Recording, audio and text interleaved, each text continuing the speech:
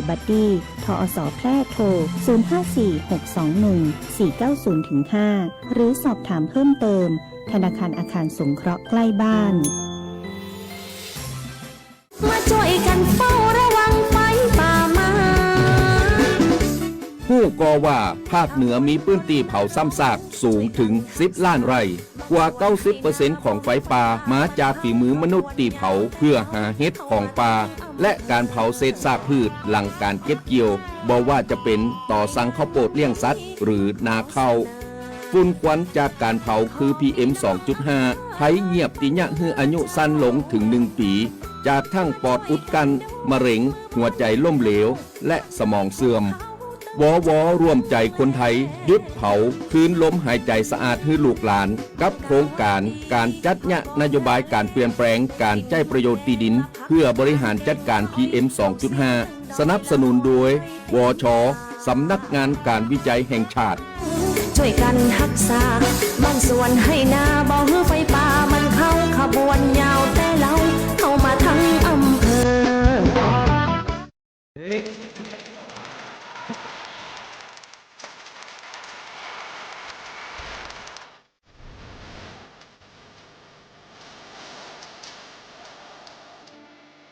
ข้าวยางแก่สุดโทรมเสียหายมีผลผลิตน้อยการยางแห่งประเทศไทยสนับสนุนปลูกแตนด้วยยางพันธุ์ดีไร่ละ 20,000 บาทและปลูกแตนด้วยพืชอื่นไร่ละ 12,000 บาทแค่เป็นเกษตรกรปีขึ้นทะเบียนกับกยท.มีส่วนบนพื้นที่ดินถูกกฎหมายเก้ายางอายุเกิน25 ปียื่นกำขอได้ตามสิทธิ์เลือกรูปแบบปลูกแตนทั้งปลูกยางพันธุ์ดีไม่ยืนต้นเศรษฐกิจหรือสวนยางยั่งยืนมีเงินทุนพร้อมช่วยเหลือติดต่อได้ที่054-069-605 การยางแห่งประเทศไทยจังหวัดแพร่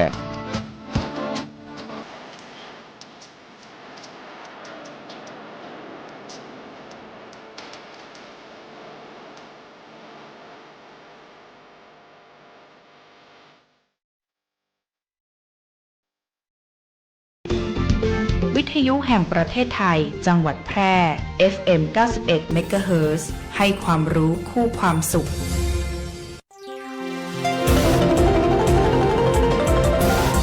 วิทยุแห่งประเทศไทยให้ความรู้คู่ความสุขท่านผู้ฟังกำลังให้เกียรติติดตามรับฟังสถานีวิทยุกระจายเสียงแห่งประเทศไทยจังหวัดแพร่สำนักประชาสัมพันธ์เขต 3 กรมประชาสัมพันธ์ทำการส่งกระจายเสียงด้วยระบบ FM Stereo Multiplex ความถี่ 91 เมกะเฮิรตซ์จากที่ทำการอาคารสถานีบ้านสองแควหมู่ที่ 7 ตำบลป่าแมดอำเภอเมือง จังหวัดแพร่ จากนี้ไปขอเชิญท่านรับฟังรายการคณะกรรมการธรรมาภิบาลพบประชาชนโดยคณะกรรมการธรรมาภิบาลจังหวัดแพร่ครับ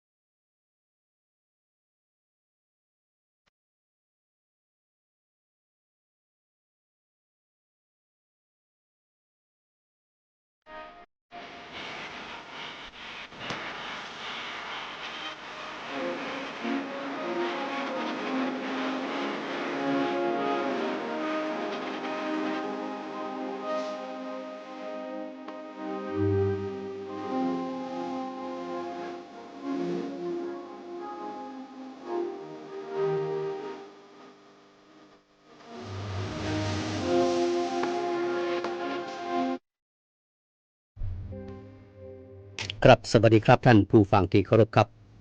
รายการคณะกรรมการธรรมาภิบาลพบประชาชนนะครับเนาะครับป้ากับผมธีรพงษ์ทองอ่อนครับผู้ดำเนินรายการวันนี้ไม่เดียว ท่านรองภาคินติดงานที่กรุงเทพนะครับเนาะก็มอบหมายให้ผมมาดูแลรายการคณะกรรมการธรรมาภิบาลครับก็ป้ากันทุกวันเสาร์ครับเวลาประมาณ 11 โมงถึงเที่ยงนะเวลาประมาณนี้นะครับเนาะก็มาดูบทบาทหน้าที่ของคณะกรรมการธรรมาภิบาลครับตามระเบียบสำนักนายกรัฐมนตรีว่าด้วยคณะกรรมการธรรมาภิบาลจังหวัดพศ 2552 และแก้ไขเพิ่มเติมฉบับที่ 2 พศ 2554 ข้อ 22 กำหนดคือ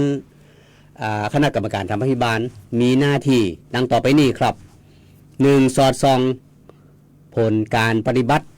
ภารกิจหน่วยงานของรัฐและเจ้าหน้าที่ของรัฐในจังหวัดคือแจ้งวิธีการบริหารกิจการบ้านเมืองที่ดี 2. แจ้งฮือ แจ้งฮือผู้ว่าราชการจังหวัดหัวหน้าส่วนราชการ รัฐวิสาหกิจหรือหน่วยงานอื่นของรัฐที่เกี่ยวข้องแล้วแต่กรณีดำเนินการตามอำนาจหน้าที่ ในกรณีที่พบว่ามีการละเลยบ่ปฏิบัติตามกฎหมาย สมาร์ทระเบียบข้อบังคับหรือมีการทุจริตนะครับเนาะมีการทุจริตครับ 3. เสนอแนะแนวทางการปฏิบัติและส่งเสริมการส่งเสริมตามหลักคุณธรรมจริยธรรมธรรมาภิบาลเพื่อการบริหารกิจการบ้านเมืองที่ดีและกิจการบ้านเมืองที่ดีของหน่วยงานของรัฐและเจ้าหน้าที่ของรัฐแก่ผู้ว่าราชการจังหวัดหน่วยงานของรัฐในจังหวัด4. ติดตามผลการปฏิบัติตามมติของกทจก็คือชื่อเต็มคือคณะกรรมการธรรมาภิบาลนะครับเนาะครับ 5. แต่งตั้งที่ปรึกษาก็มีด้านวิชาการประชาสัมพันธ์ด้านกฎหมายนะครับเนาะ3 ด้านนะฮะ 4. เผยแพร่ผลการปฏิบัติหน้าที่ต่อสาธารณะตามเหตุสมควรก็อย่างที่ปฏิบัติมาก็1ถ้าเราไปลงพื้นที่เราก็จะผมในส่วนตัวนี่ผมก็จะเขียนข่าวส่วนตัวแล้วก็เรามาจัดรายการตรงนี้นะครับเนาะแล้วก็มันเป็นการทำงานบอกกล่าวว่าหน่วยงานของเฮาเนี่ยอย่างของกับก่อประโยชน์กับงานในเมืองแปะของนะครับเนาะครับที่ผ่านมาก็คณะกรรมการธรรมาภิบาลก็มีการติดตามโครงการไปก่อนหน้านั้นก็ตีตุงฮงตีในเมืองนี่มีตุงฮงโครงการนะตีตุงฮงก็มีการก่อสร้างไปผนังป้องกันตะลิงป้องกันน้ำนะเป็นการแบบป้องกันตะลิงพังอย่างน้องนั่นนะครับนักโครงการเนาะครับ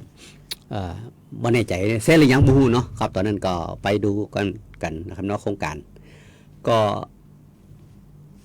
และแหมโครงการที่ของทั้งหลวงแปะครับก็มีวันนั้นมีท่านรองเต่าท่านบรรเจิดดีดนะฮะรองแขวงกระทางแปะนะฮะมาอำนวยความสะดวกในการดีมาสอดส่องโครงการนะฮะมาดูโครงการที่ นะครับโครงการที่เป็นสร้างถนน2 ขาบกับขนาบกับถนนเส้นที่เขาเรียกว่าบ้านน้ำโกงนี่ครับบ้านน้ำโกงนี่นะครับที่ขวาจิตสดเนี่ยขนาบไป2 ข้างถนนจะมีทำถนน2 ข้างนะเพื่อเป็นการกระจายความเสี่ยงนะฮะเพราะว่าถ้ามีถนน2 ข้างนี่เพราะว่าชุมชนหนาแน่นนะครับเนาะแล้วก็ 2 ฝากถนนก็จะมีถนนไปเชื่อมกันที่ว่า3 แยกที่ถนน3 เส้นที่ก็ซักอยู่นั่นน่ะจากหัวสะพานเนี่ยหัวสะพานมาน้ำโกงเนี่ยไปเชื่อมตรงนั้นและ2 ข้างถนนก็จะมีรองระบายน้ำเพื่อรับน้ำทั้ง2 ฝั่งบ้านหมู่ 2กับบ้าน บ้านตั้งซ้ายตั้งขวาเนี่ยรับน้ำเพื่อน้ำตีมาจากห้วยขมินกะห้วยผาคำกะนะฮะพอตีผ่านมาตีตำบลปะแม่นี่ก็เจอปัญหาหนึ่งเวลาฝนตกนะน้ำจะบาเข้ามาในหมู่บ้านในวัดได้อย่างก็ก่อนหน้านั้นตีผมเคยไปลงพื้นที่ช่วงที่น้ำท่วมก็เมื่อ2-3 ปีก่อนนั้นเข้าไปดูแล้วรวมกับตั้งจังหวัดที่เข้าไปดูกันและคณะกรรมการทำให้บ้านก็เคยไปดูโครงการอยู่นะตอนนั้นเขาดูพื้นที่แล้วบางส่วนหมู่บ้านบาง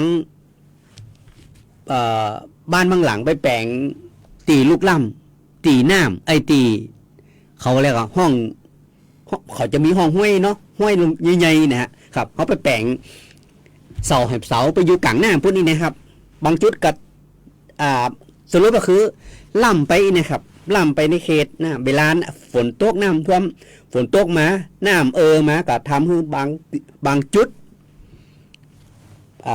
น้ำมาก็ไปปะกับพื้นที่บ้าน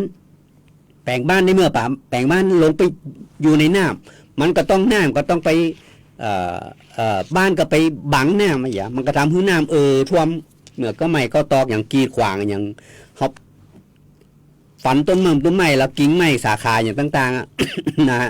น้ำกับปลามามันก็น้ำท่วมกันนะครับหลังจากนั้นก็รู้ว่ามีการขยับขยายก็ตั้งอำเภอตั้งจังหวัดก็ลงหลายๆฝ่ายก็ลงเข้าไปพื้นที่ก็มึงคำแนะนำจากชาวบ้านว่ามีการขยับกันมาก็ปัญหานั้นก็เริ่มคลี่คลายมันนะครับนะครับปัญหาก็เริ่มคลี่คลายจริงๆต้นเรื่องอยู่ในพื้นที่ถ้าเขาบอกไปลุกพื้นที่เข้าไปไปแปลงบ้านแปลงจองอยู่ในบาง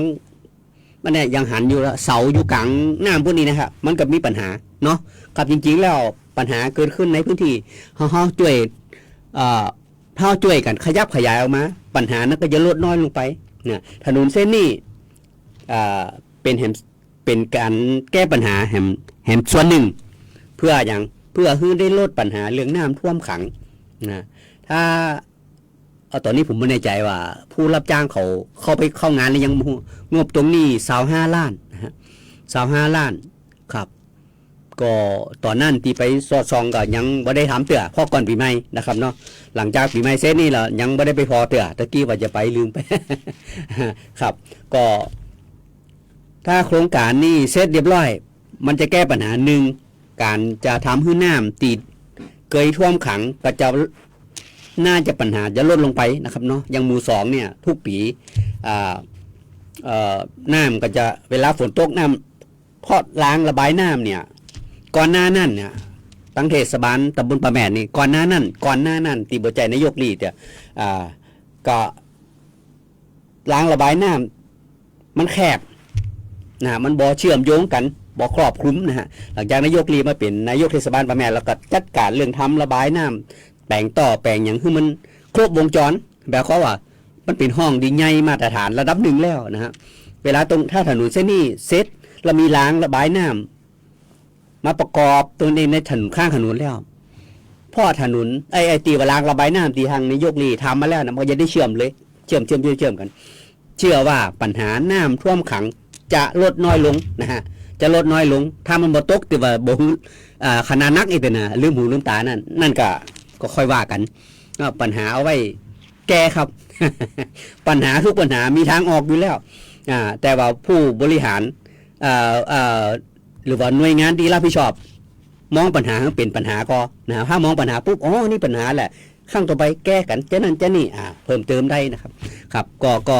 อันนี้ภาพรวมที่คณะกรรมการทำให้บ้านได้ไปสอดส่องไปดูแล้วนะฮะก็มาเล่าให้ฟังว่าเพราะเราไปหลายเตือนแล้วนะฮะและถนนเส้นหนึ่งที่ไปดูที่สุเมนครับโครงการลักๆแล้ว งบ40 ล้าน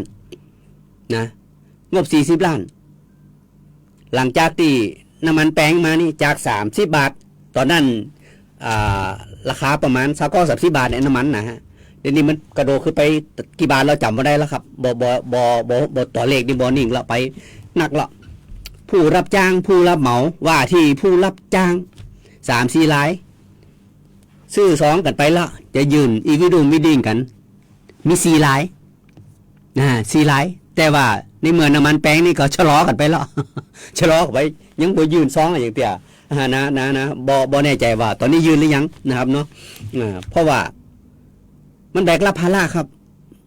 ในเมื่อผู้รับจ้างเขาก็ดูแล้วว่าเฮ้ยถ้าเนี่ยไปนี่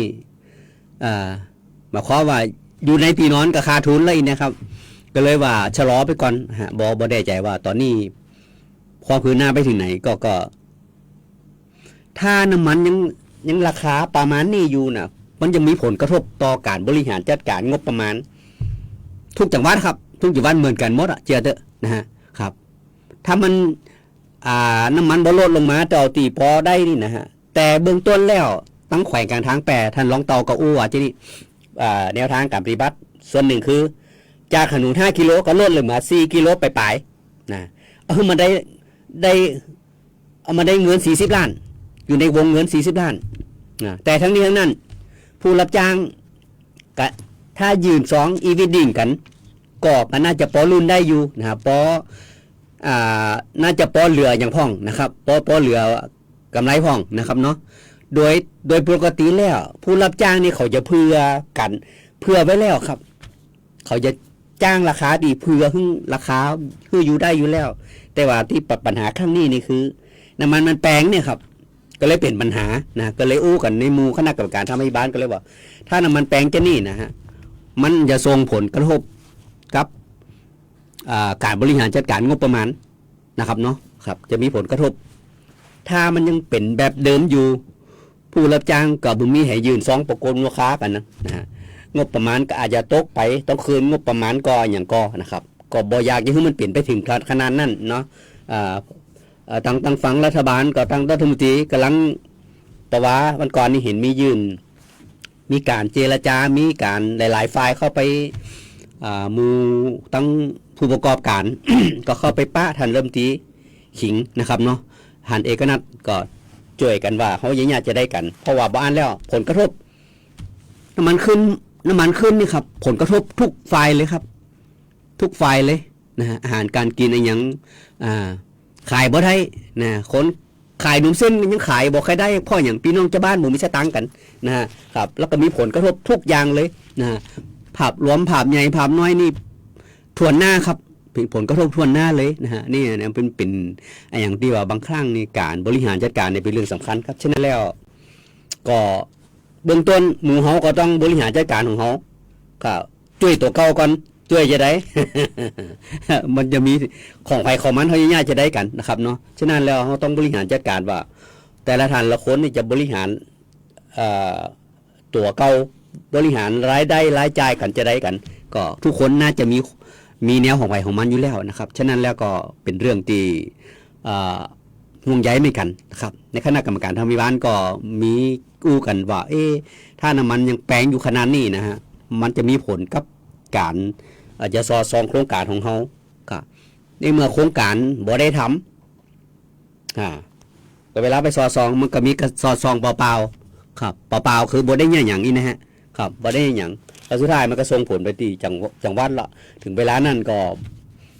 ระดับจังหวัดระดับประเทศมันก็จะต้องอาจจะติดตะกี้ว่าสุดท้ายมันโครงการทำบ่ได้เนี่ยก็ต้องคืนงบประมาณไปอย่างเนี้ยมันก็จะเป็นการเสียโอกาสเนาะเสียโอกาสฉะนั้นแล้วก็คำถามนี่ก็โยงไปถึงรัฐบาลรัฐบาลท่านจะแก้ไขปัญหาเรื่องน้ำมันให้มันลดลงมาเพื่ออย่างก็งบประมาณที่ท่านพักดันลงมาแต่ละจังหวัดแล้วแต่ละจังหวัดก็จัดการบริหารเดี๋ยวแบบในเมื่อผู้รับจ้างเขาคิดว่าถ้าหย่าไปแล้วมันบ่ได้อย่างเนี่ยเขาก็บ่หย่านะครับแล้วสุดท้ายมันก็คืนงบประมาณอย่างทำน้องนี่เนี่ยมันก็มีผลกระทบหมดเลยนั่นฉะนั้นแล้วก็ส่งถึงเรื่องตรงนั้นนะว่าการบริหารจัดการของรัฐบาลมันจะส่งผลถึงพ่อแม่พี่น้องทุกพื้นที่ทุกจังหวัดนะฮะนี่ภาพรวมตีคือฟังมันจะเป็นเจ้านี่นะครับฉะนั้นแล้วรัฐบาลคงคิดอยู่นะคงคิดอยู่ ส่วนคิดจะได้แล้วก็ต้องปฏิบัติตามไปกันตามลำดับขั้นต่อไปนะครับเนาะเพราะว่าคือคณะกรรมการทำให้บาลนี่ก็ทำงานภายใต้ของสำนักนายกรัฐมนตรีก็มีการอู้กันว่าแบบเนี้ยมันทางน้ำมันแปลง การส่งคนที่เขาจะไปสอดส่งโครงการ มันก็จะมีแต่สอดส่องแต่เปล่าๆครับเปล่าๆก็คือบ่ได้ง่ายอย่างกันโครงการนี่นะฮะมันจะล่าช้า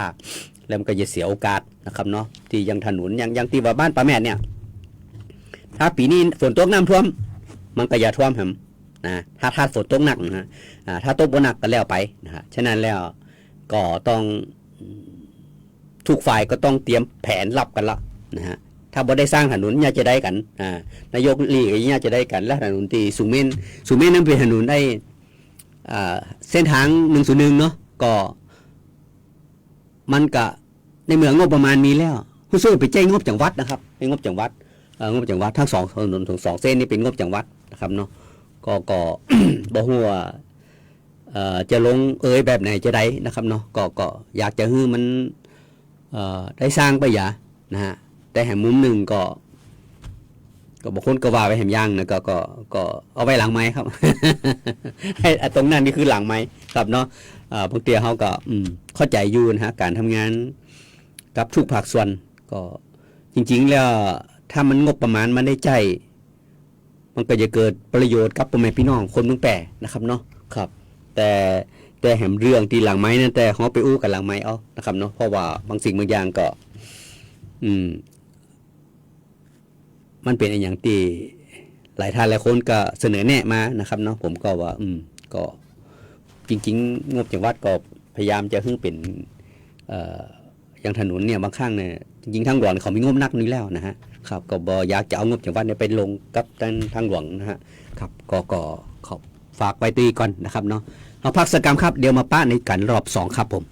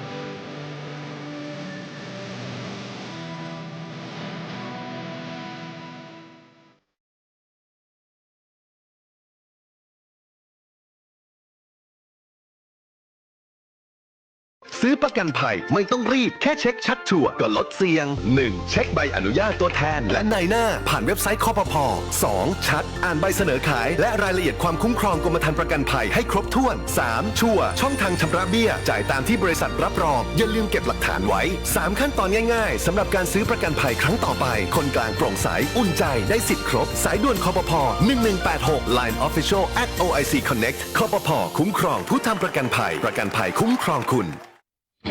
คุณกำลังเผชิญกับปัญหาหนี้สินอยู่ใช่ไหมอย่าเพิ่งหมดหวังทุกปัญหามีทางออกธนาคารแห่งประเทศไทยมีคำแนะนำและข้อมูลที่เป็นประโยชน์ที่จะช่วยคุณจัดการหนี้ให้ถูกวิธีหากต้องการคำปรึกษาทางการเงินโทร1213แล้วกดต่อ99เป็นหนี้ต้องแก้ไขเริ่มต้นใหม่อย่างยั่งยืนย้ำอีกครั้งธนาคารแห่งประเทศไทยโทร1213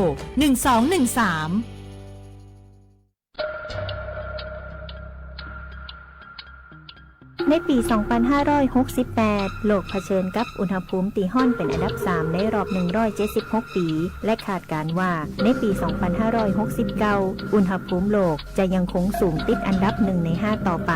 ประเทศไทยต้องเตรียมความพร้อมรับมือกับภาวะภัยแล้งแห่งเหมือนพื้นที่เกษตรกรรมเสียหายขาดแคลนอาหารเกิดไฟป่าง่ายขึ้นฝนแปรปรวนเกิดพายุหมุนเขตห้อนที่มีความถี่และแห้งขึ้นเกิดปรากฏการณ์ระเบิดฝนหรือเรนบอมเนี่ยคือฝนตกหนักน้ำท่วมฉับพลันในพริบตาน้ำแข็งขั้วโลกละลายระดับน้ำทะเลสูงขึ้นแผ่นดินสุดหลายพื้นที่เสี่ยงจมน้ำถาวรมนุษย์จะต้องเผชิญกับโรคภัยจากความร้อนโรคล้มแดดเพลียแดดตะคริวแดดผื่นร้อนซึ่งเป็นอันตรายถึงชีวิตความร้อนที่สูงเกินไป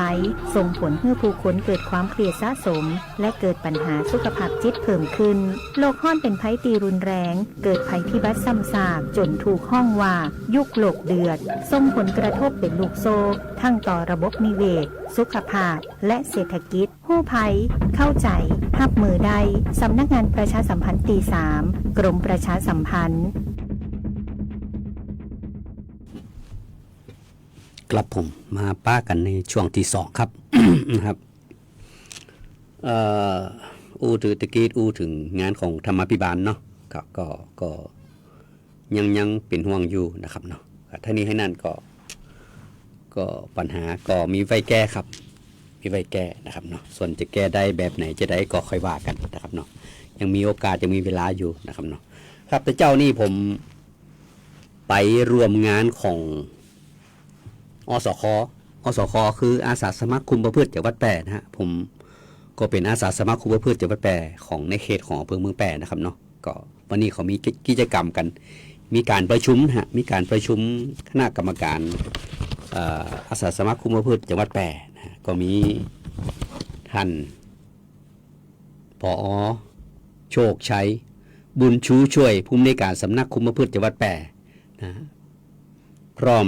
ท่านสมมีสุรินทรัตน์ประธานกรรมการอาสาสมัครคุมประพฤติกระทรวงยุติธรรมจังหวัดแปรอันนี้ประธานจังหวัดนะครับเนาะแล้วมีประธานแต่ละอำเภอเมืองแปรมีหลายท่านนะครับหลายท่านอำเภอเมืองนี่ก็อาจารย์รัตพลแสงดอกนะฮะเด่นใจก็คุณหมอสุนันทาศิริวาฒเมืองสองนี่ท่านกำนันลิขิตจันยอดนะฮะแล้วก็ร่องกวางนี่ท่านสถิตติจินดาวังจินนี่ท่านมุกดาจันคำนะครับเนาะก็หลายอันนี้ก็เป็นประธานแต่ละอำเภอนะครับมีการประชุมกันนะครับเนาะครับที่ผ่านมาเฮากะอาสาสมัครคุมประพฤตินี่ก็นักครับนักนะเดี๋ยวนี้ในส่วนของผู้ใหญ่บ้านกำนันก็เข้ามาจัดไหลนะครับเนาะผมได้รับการอบรมปีอย่างนี้หลายปีแล้วเนาะ ในหมู่แวดวงสื่อมวลชนกันนี่กันหลายคนก็ได้การอบรมในเมื่ออบรมแล้วเปิ่นกระถามความสมัครใจว่าในเมื่อผ่านการอบรมแล้วใครสนใจอยากจะเป็นอาสาสมัครคุมประพฤติก็ผมก็เลยว่ามันเป็นเรื่องที่น่าสนใจเนาะผมช่วงนั้นนี่ผมนึกเรื่องยาเสพติดนะครับเพราะยาเสพติดนี่เป็นปัญหาที่ แถบทุกหมู่บ้านทุกพื้นที่จะมีปัญหากันนักนะผมก็เลยว่าในมืออบรมไปแล้วก็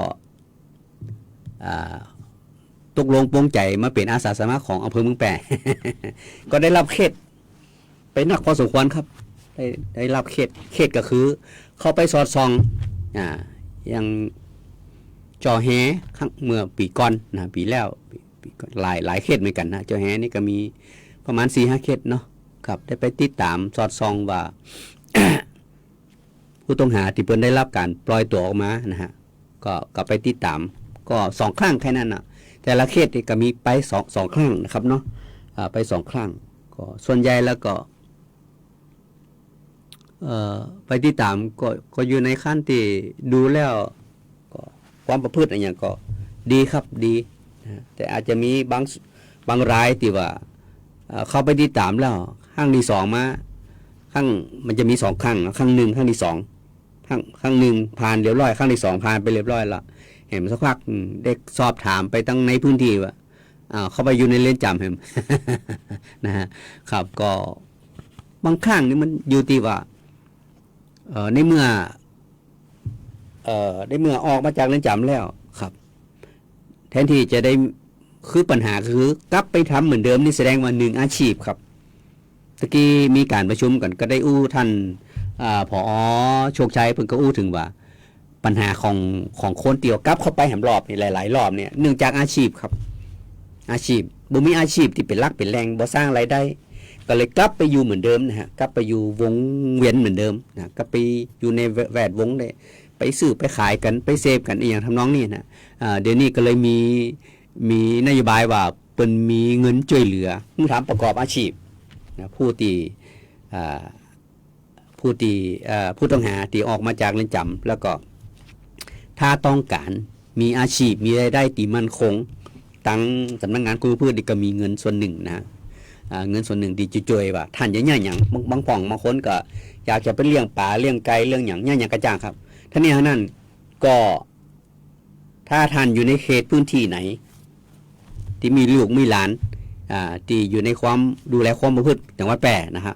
ก็บอกกล่าวกับอาสาสมัครคุมประพฤติในตำบลนั้นๆอาสาสมัครคุมประพฤตินี่ส่วนใหญ่จะมีผู้ใหญ่บ้านกำนันกำกับดูแลอยู่นะฮะบางหมู่บ้านอาจจะเป็นคนอื่นปัจจัยผู้ใหญ่บ้านกำนันนะครับเนาะทั้งนี้ทั้งนั้นก็เบื้องต้นฝากที่ผมก็ได้ครับหาลือมาได้นะเดี๋ยวผมจะดูว่าถ้าท่านฝากมาเนี่ยท่านอยู่ในหมู่บ้านไหนตำบลไหนผมก็จะบอกมาตีสำนักงานคุมประพฤติจังหวัดแพร่ก็จะได้ส่งข้อมูลไปตีอาสาสมัครคุมประพฤติในเขตนั่นตำบลนั่นนะใกล้เคียงนั่นเข้าลงไปดูข้อมูลทั้งนี้ทั้งนั้นขอมาแล้วบุจิวาได้แต่เขาจะมีเจ้าหน้าที่ของสำนักงานคุมประพฤติลงไปสอดส่องในพื้นที่ว่าท่านต้องการมานั่นความเปลี่ยนไปได้มากน้อยเพียงใดก็จะมีเจ้าที่ลงไปประเมินก่อนนะประเมินก่อนว่าถ้าความต้องการของท่าน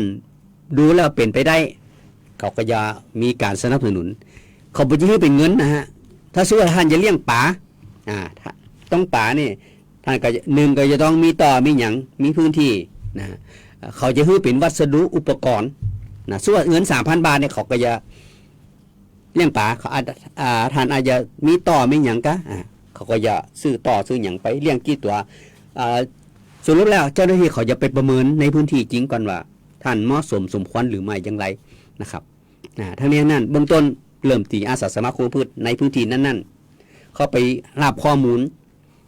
ไปเช็คข้อมูลนะแล้วเจ้าที่ก็จะลงไปดูกันนะค่ะจริงๆแล้วเรื่องของเรื่องคือ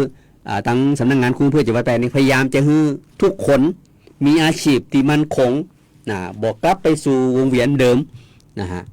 ทั้งนี้ทั้งนั้นก็ฝากพ่อแม่พี่น้องนะฮะที่มีลูกมีหลานครับเบอร์ผมครับ0615955297 0615955297เบอร์นี้ครับเปิดตลอดเนาะครับมีอย่างเขาเบื้องต้นนะฮะเบื้องต้นของส่วนตัวของผมประมาณนี้ก่อนนะแล้วสำนักงานคุมประพฤติเดี๋ยวนะผมมีเบอร์อยู่มีก็นี่เดี๋ยวก่อนนะสำนักงานคุมประพฤติเดี๋ยวค่อยดูผมกำครับสำนักงานคุมประพฤติส่วนมากกลุ่มงานยุทธศาสตร์คุมประพฤติ0545222851 0545228512ต่อ312นะฮะต่อ312อันนี้ของน้องโยนายสุภเลิกวัฒนานุกูลอันนี้เป็นฝ่ายดูแลในเรื่องพวกนี้นะครับเบื้องต้นโทรไปเบอร์นี้ก็ได้ครับ0545228512ต่อ312นะเบอร์นี้ก็ได้ครับโทรไปสอบถามว่าได้ฟังปีที่เราพงอู้แล้วก็คือเบื้องต้นเขามีอย่างก็ไทยถามกันไปก่อนเพื่อจะได้รายละเอียดอะไรอย่างก็ค่อยว่ากันนะฮะจริงๆแล้ว นะฮะถ้าปัญหาตีผ่านมาตีเขาอู้มาเนี่ยถ้าได้รับการแก้ไขด้วยอย่างหนึ่งถ้านายกไก่นี่ออกมาจากเรือนจำแล้วมาอยู่ในความดูแลของสำนักงานคุมพืชแล้วอาสาสมัครคุมพืชเข้าไปดูแลแล้วแต่ว่าถ้าผู้ต้องหาที่เป็นได้รับความดูแลจากสำนักงานคุมพืชเนี่ยมีอาชีพที่มั่นคงแข็งแรงแล้วบ่ไปยุ่งเกี่ยวกับยาเสพติดแล้วมันก็จะเป็นอานิสงส์ครับเป็นอานิสงส์ทุกคนก็จะได้มีความมั่นคงในหน้าที่การงานกับมันเป็นโอกาสนะจริงๆสำนักงานคุมพืชนี่คือโอกาสแต่บางครั้งนี่ก็อยู่ที่ตัวน้องๆทั้งหลายแลนั่นแหละนะคือโอกาสตัวเก่าก็นะคือโอกาสตัวเก่าก็กลับตัวกลับใจก็นะถ้าหากกลับตัวกลับใจแล้วเป็นพลเมืองดีของบ้านของเมืองแล้วครับสังคมเบื้องต้นเริ่มที่เฮานะครับเริ่มที่เฮาก่อนเฮาอย่ายุดอย่ายั่งเลยยังถ้ายุดยั่งเนี่ยปรึกษาอาสาสมัครคุมพืชในพื้นที่ของท่านนะครับอยากจะเนี่ยหยังคิดว่าเลิกละหันหลังคือกันละนะครับเนาะยุดแน่นอนล่างมือในอ่างรองคำละครับก็ปรึกษาอาสาสมัครคุมพืชแต่ละหมู่บ้านได้เบื้องต้นถามที่ผู้ใหญ่บ้านกำนันนะแต่ละหมู่บ้านนะครับเนาะเบื้องต้นประมาณนี้ก่อนนะเพราะว่าที่สังเกตมาวันนี้อาสาสมัครคุมพืชจังหวัดแพร่รุ่นหลังเนี่ยจะเป็นผู้ใหญ่บ้านกำนันนะครับนักครับนักแต่ละหมู่บ้านนี้แต่ละตำบลนี้นักเลยวันนี้ก็ไปประชุมที่กอเปาค่ะเจอหลายๆท่านยังกำทันนายกมนูมหิงสาในแต่ก่อนท่านเป็นกำนันตำบลห้วยมาบัดเดียวนี่ไปเป็นนายกอบตห้วยมาก็เปิ่นก็เป็นอาสาสมัครคุมพืชก็ได้เจอกันแล้วผู้ใหญ่ดุมใหญ่แดงส่วนคุมส่วนเขื่อนร้องนายกส่วนเขื่อน เดี๋ยวก่อนจำชื่อมาได้ จับหน้ากันครับหลายท่านหลายคนครับก็มากหน้าหลายตานะเจอกันตะกี้เนาะครับก็วันนี้ก็มีทั้งมีการประชุมกันวันนี้แล้วแห่งอันหนึ่งในเมื่อวันนี้มีการประชุมกันก็เลยว่าตั้งอาสาสมัครคุมพืชก็เปิ่นมีจัดพระป่าเพื่ออย่างพระป่าก็เอาไว้เงินตรงนั้นก็เอาไว้เป็นสนับสนุนกิจกรรมอาสาสมัครคุมพืชนะฮะเอาไปหลายๆเรื่องครับการกิจกรรมทั้งหลายแลนะจะมีการอย่างตะกี้น้องโยเปิ่นปรึกษาอันว่า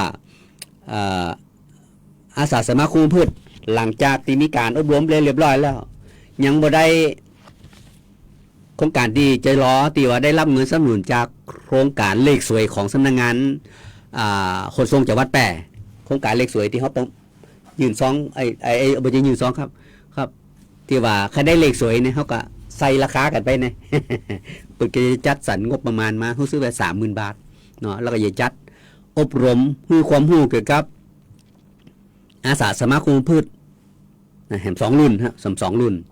เร็วๆนี่แหละจะมีการอบรมคือคนใหม่ผมผ่านมาแล้วตรงนั้นนี่ผมผ่านการอบรมมาแล้วนะครับเนาะก็น้องโยว่าจะมีแห่ง2 รุ่นนะฮะก็คงเร็วๆนี่แหละครับเนาะแล้วก็ปลายปีนี้นะฮะปลายปีอาสาสมัครคุมพืชนี่ก็จะมีการเลือกประธานแต่ละอำเภอเลือกประธานอำเภอเรียบร้อยแล้วปุ๊บประมาณมกราก็ปลายปีก็ประมาณพฤศจิกาธันวาเนี่ยจะเลือกประธานแต่ละอำเภอนะฮะแล้วก็มกราก็จะเลือกประธานจังหวัดนะครับก็แต่ละอำเภอก็ต้องมีการดูก่อนว่าแต่ละท่านละคนไปจะได้พองครับจริงๆแล้วเป็นงานเป็นการเสียสละครับพี่น้องครับมันถ้าไผ่ได้ไปอยู่ตรงนี้ก็จะหู้ครับมันเป็นเรื่องที่อย่างน้อยๆอย่างผมนี่ได้เข้าไป สัมภาษณ์ตรงนี้ผมก็ได้มีความรู้สึกว่ามันก็เป็นสิ่งที่ดีอย่างน้อยๆเราได้ไปปะเยาวชนก็ปีลูกหลานตาเต้าในพื้นที่อย่างป่าแดงจอแฮอย่างเนี้ยกาญจนาของนะฮะก็ที่ผ่านมาก็ได้รับอย่างดีๆครับเขาก็ได้ถือโอกาสได้ไปปะไปอย่างกัน ก็ได้ฮู้จักผู้ปกครองเขาลุงป้าน้าอากันก็ได้ฮื้อแนวคิดกันไปฮื้อคำแนะนำกันไปนะส่วนใหญ่แล้วก็ผ่านกันไปได้ดีครับผ่านไปได้ดีหมายความว่าหมายความโปนไปละนะบางคนก็เมาแล้วครับก็อย่างก็ส่วนใหญ่แล้วเป็นเกี่ยวกับยาเสพติดครับตีได้ครับเคสมานี่นะครับเคสมานี่นะเป็นยาเสพติดที่ผ่านมานี่นะฮะก็เป็นส่วนหนึ่งงานในบทบาทหน้าที่ที่ผมคิดว่าเขาถ้าได้ช่วยเหลือสังคมแล้วเขาได้ใจศักยภาพของเขาเนาะศักยภาพของเขาที่ในฐานะที่เป็นนักข่าวก็สัมผัสกับหลากหลายอาชีพหลากหลายงานก็บางสิ่งบางอย่างเขาก็เอาความได้ประสบการณ์นั่นมาใส่กันอันนี้มันก็จะได้เป็นอย่างคือสร้างสรรค์สังคมฮะเป็นการสร้างสรรค์สังคมให้โอกาสคนในสังคมทุกระดับชั้นนะฮะเพราะว่าบางครั้งเนี่ยบางท่านบางคนก็เมาแล้วครับนะฮะมีอยู่เคสหนึ่งเนาะที่เมาแล้วครับที่ผมเจอมาก็อาจจะเป็นอย่างที่ถ้าเมาแล้วมีโอกาส ตอนนั้นน่าจะไปเจอด่านที่อย่างกอบนะฮะแล้วไปเจอคือ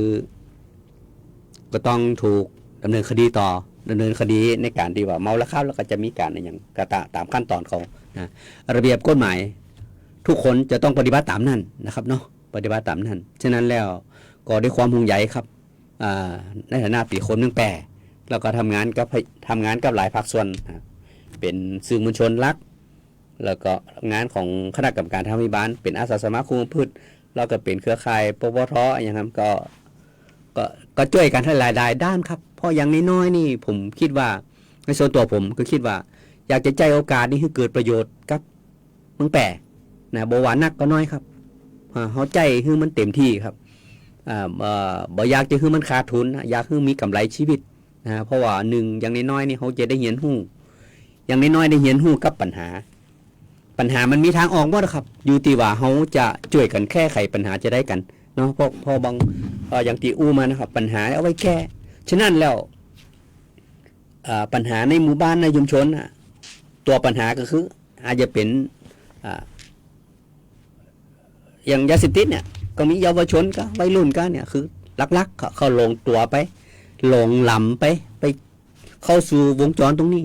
ตะกี้ผอเป็นว่าผอโชคชัยเป็นว่าจะมีโครงการคือมีไปแล้วครับโครงการนี้จะเข้านำเจ้าหน้าที่เข้าไปอู้ตามโรงเรียนต่างๆนะตามโรงเรียนต่างๆเพื่อไปให้ความรู้เกี่ยวกับเรื่องยาเสพติดเนี่ยแนวทางการป้องกันบ่คือละอ่อนเยาวชนเด็กๆของเขาทั้งหลายแลในโรงเรียนต่างๆเนี่ยบอกเข้าไปสู่ระบบไปสู่วงจรชีวิตตรงนั้นวงจรอุบาทนี่เนาะถ้าเข้าไปสู่วงจรตรงนั้นแล้วมันก็จะลำบากนะฉะนั้นแล้วเยาวชนนี่เป็นเรื่องสำคัญครับผ้าขาวเนี่ยเขาถ้าเอาสีอย่างไปแต้มเนี่ยมันก็จะเป็นสีนั่นไปสีดำก็สีเขียวสีแดงก็จะฉะนั้นแล้วทั้งสำนักงานคุมพืชจังหวัดแปรนี่ก็พยายามจะนึกกำลังกันระวังสำนักงานคุมพืชจังหวัดแปรเจ้าหน้าที่แล้วก็อาสาสมัครคุมพืชแต่ละหมู่บ้านแต่ละตำบลก็พยายามจะรวมมือกันช่วยกันทำงานตรงนี้เพื่อให้เมืองแปรให้มันเป็นหน้าเมืองหน้าอยู่ลดปัญหาเยาวชนแทนที่จะเรียนหนังสือแบบมีอนาคตที่ก้าวหน้าไปนะเป็นบุคลากรของบ้านของเมืองที่ดีกับบางจุดบางคนอาจจะหลงไปในแวดวงตรงนั้นมันก็จะเสียโอกาสเนาะฉะนั้นแล้วเราพยายามจะปิดประตูบ่ให้มันประตูตรงนั้นให้มันแคบลงติ๊กบ่ให้มันกว้างเนาะบ่ให้มันกว้างให้มันแคบลงฉะนั้นแล้วทุกคนมีโอกาสช่วยกันหมดครับพ่อแม่พี่น้องก็เหมือนกันมีโอกาสช่วยกันได้หมดครับมีอย่างก็เอิ้นกันนะเพราะว่าทุกสิ่งทุกอย่างถ้าเขาคิดว่าปัญหาของสังคมเนี่ยเขาช่วยกันได้ครับช่วยกันมานะผมไปที่ไหนเมืองเตี้ยผมก็ได้รับการไทยถามอย่างสปาสเปดหลากหลายมากมายหลายเรื่องครับบางเตี้ยนี่สัพเพเหระครับบางเตี้ยเขาก็ต้องมารับทราบหมดนะรับทราบหมดปัญหาบางครั้งพี่น้องชาวบ้านเขาก็บ่ฮู้จะไปถามไผในเมื่อมาถามที่ผม ผมก็พยายามจะดูว่าเอาโครงการตีโอมานี่ปุ๊บปัญหาตรงเนี้ยจะมอบหมายให้หน่วยงานเนี่ยเขาไปช่วยแบ่งเบาความเดือดร้อนของพ่อแม่พี่น้องก็พยายามจะช่วยกันประสานงานให้มันมีการแก้ไขพี่น้องจะรับดูแลแก้ไขปัญหาแล้วมันก็จะได้สบายใจเนาะเขาว่าคือผมเป็นคนของสังคมบางครั้งก็ช่วยได้ระดับหนึ่งครับมาระดับหนึ่งนะมึงเตี้ยก็เกินกำลังมึงเตี้ยเกินกำลังเขาก็ต้องมอบหมายให้หน่วยงานนั้นที่เป็นมีเต็มไม้เต็มมือคือเป็นเข้าไปทำหน้าที่บทบาทหน้าที่ของมันเต็มที่เนาะครับทุกคนมีบทบาทหน้าที่ทุกคนมีหน้าที่ครับทุกคนมีหน้าที่ท่านทำหน้าที่ของท่านดีหรือยังเนี่ยบางครั้งเนี่ยมันเป็นคำถามที่ผมถามตัวเก่าว่าทุกที่เขาไปฮับอย่างมาเนี่ยพยายามทำให้เต็มที่นะถ้ามาเกินกำลังเขาก็ต้องพองทายไปหน่วยงานไหนคือบางทีนี้ปิดหน้าที่รักตรงนี้มาอย่างคณะกรรมการธรรมาภิบาลเนี่ยก็จะดูแลเรื่องการใจงบประมาณเพื่อมันมีความคุ้มค่าเกิดประโยชน์กับพ่อแม่พี่น้องคนทั้งแปรแต่เขาไปสอดส่องโครงการว่าโครงการนั้นมันปิดจะได้ใช้พ่องคือคำแนะนำกันไปคณะกรรมการธรรมาภิบาลจะปิดจะนี่และคณะกรรมการธรรมาภิบาลMOU กับหลายหน่วยงานสตงปปชปปร DSI 4-5 หน่วยงานคณะกรรมการธรรมาภิบาลนี่ภายใต้กฎหมายทำงานภายใต้กฎหมายสำนักนายกรัฐมนตรีนะฮะครับมันก็จะมีอย่างที่ทำให้เราได้มันก็เลยเป็นงานครอบจักรวาลไปอย่างครับตึงวันนี้การทำงานผมมีหลายอย่างบางเตี่ยเขามาเลี้ยงนั่นปุ๊บเขานึกได้แล้วเอางานนี้มันเป็นหน่วยงานนี่บางครั้งก็ต้องประสานหน่วยงานว่ามอบหมายภาพการโรงเรียนมาปุ๊บพี่น้องชาวบ้านมีปัญหาเรื่องนี้อย่างครั้งก่อนอย่างเด่นใจมีปัญหาเรื่องโรงงานสร้างผลกระทบให้กับพี่น้องชาวบ้านมันอย่างมาตุ้มม่วงเนาะเด่นใจก็พอดีผมเป็นเครือข่ายของปปทด้วยก็มอบหมายงานให้ตั้งปปทเขต 5ว่าตีเด่นใจเขามีเจ้านี่ปัญหาเจ้าเนี่ยท่านก็ลงมาคณะทำงานลงมาพื้นที่มาเก็บข้อมูลกันไปแล้วก็มีในภาคส่วนหน่วยงานต่างๆที่รับผิดชอบในจังหวัดแพร่ก็มาให้ข้อมูลให้ข้อมูลกับปปทแล้วเมื่อก่อนหน้านี้จังหวัดแพร่ที่ปัญหาทั้งสองที่ส่วนราชการกับหน่วยงานที่เกี่ยวข้องกับโรงงานที่เด่นใจก็หน่วยงานที่ราชการที่รับผิดชอบก็กำลังส่งเรื่องไปให้ปปทก็กำลังดูรายละเอียดว่าแต่ละหน่วยงานทำงานกับไปจะได้พองบกพร่องอย่างกันก็ หลังจากนั้นค่อยว่ากันรายละเอียดต่อไปนะครับน้องครับคณะกรรมการธรรมาภิบาลวันนี้ขอนำรายการจากลาพ่อแม่ไปพี่น้องไปเพียงตีก่อนครับป้ากันใหม่ในวันเสาร์หน้าครับวันนี้กับผมธีรพงษ์ทุงอ่อนขอกราบลาพ่อแม่พี่น้องไปก่อนครับสวัสดีครับ